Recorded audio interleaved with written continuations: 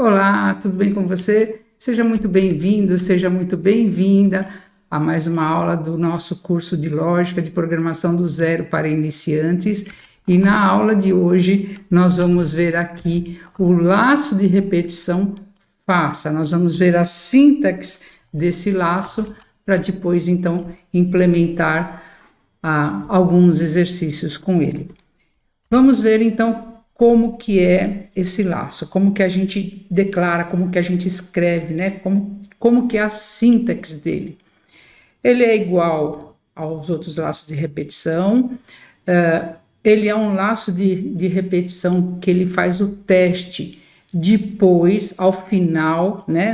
Nessa expressão enquanto, então ele executa pelo menos uma vez as instruções que estiverem dentro das nossas chaves, aqui o conjunto de instruções que estiverem dentro desse bloco delimitado pelas chaves.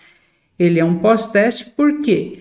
Porque ele vai primeiro executar pelo menos uma vez e depois é que ele vai testar essa condição que a expressão que a gente colocar aqui, que é a condição de parada do nosso laço de repetição.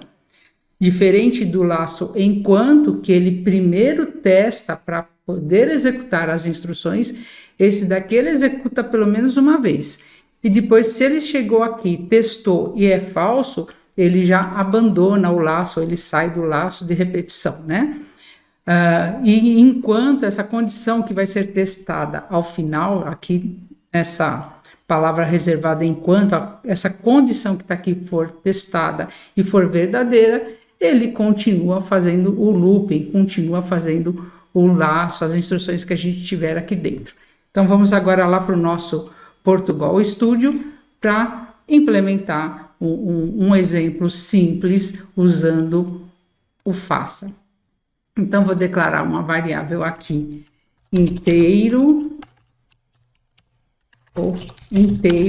a minha variável i, e vou colocar aqui, faça, ou seja, faca, né, sem a gente colocar o C cedilha. Vou pedir para escrever o valor de i. Então, i é igual a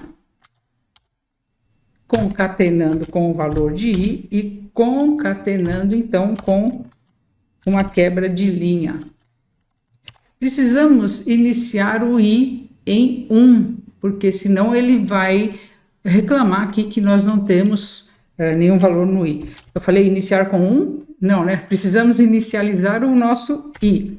Depende da condição que a gente tem, que a gente vai fazer aí, tá ok?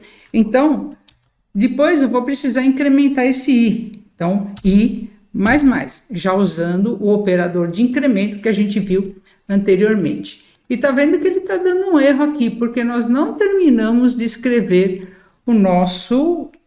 de implementar o nosso laço aqui. Então, enquanto o quê? O meu i for menor ou igual a 10. Então, vou querer fazer uma contagem de 1 até 10. Vou salvar na minha área de trabalho, depois eu vou colocar lá no GitHub pra gente. Então, laço, faça. Tudo sem acento que eu coloco nos meus arquivos, ok? Então, vamos agora executar e nós temos aqui, então, os valores que foram impressos, os valores de i. Agora, vamos fazer um teste. Se eu inicializar o meu i, em vez de enquanto ele for menor ou igual a 10, certo? Então, faça alguma coisa enquanto ele for menor ou igual a 10. Eu vou inicializar ele com 100. Será que ele vai executar? Vai, né? Vamos ver? Então, ele vai executar quantas vezes? Uma vez. Vamos ver isso? Então, vou até limpar o console aqui. Então, limpar, para a gente ver que ele vai começar a executar.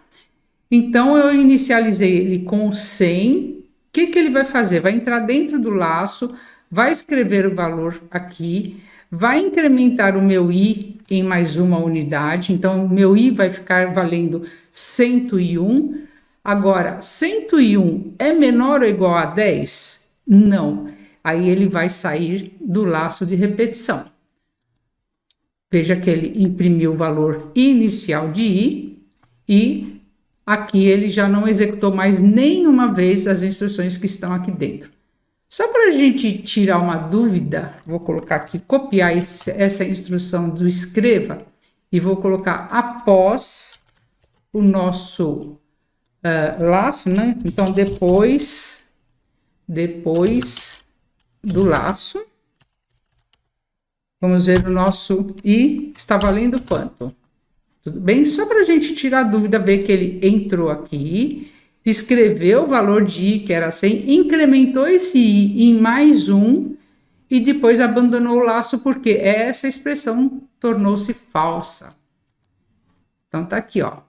I, valor de 100, imprimiu aqui, e depois do laço, I igual a 101. Tudo bem? Então, é dessa forma que nós temos a sintaxe do laço de repetição. Tudo bem?